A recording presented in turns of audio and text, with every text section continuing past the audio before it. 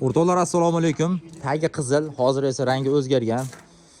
Qayta noldan yig'ilayotgan Iveco'yimiz mana. Xudo xolasa ishlar avjida. O'q tomirlarini hozir tortganini kiyganmiz. To'g'rirog'i kelishgan hasharga. Namanganlik ukalarimiz. O'y, ustolar hormanglar. Hech kimda shijoat yo'q. Hammani dabi chiqqan. Kerak bo'lsa, aloqachi qilasiz. Bobur Sher ukamiz Namangan viloyatidan hozirgi kunda Toshloqda, Farg'onada xizmat olib boryapti. Ismoiljon, Johirbek. Bu ukalarimiz bizga hasharga kelishgan.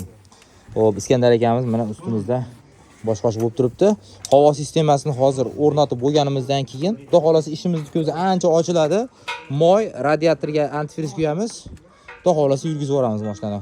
Bundan keyingi mayda-chuyda ishlari bor, aksessuarlari, kirilla, stop, alobatlarni qo'yish kerak. Bular ikkinchi darajali ishlar. Hozir asosiy o'q tomirini ulab olganimizdan keyin inshaalloh tez kunlarda yuradi, lekin gaz yo'q. Xullas, gazni ham hal qilishimiz kerak. Bitta Iveco'dan endi gaz olamiz endi qaydandir, ha? Bo'lmasa, mashincha soldatlar hammasiga no'xat yediramiz, ish bitib ketadi.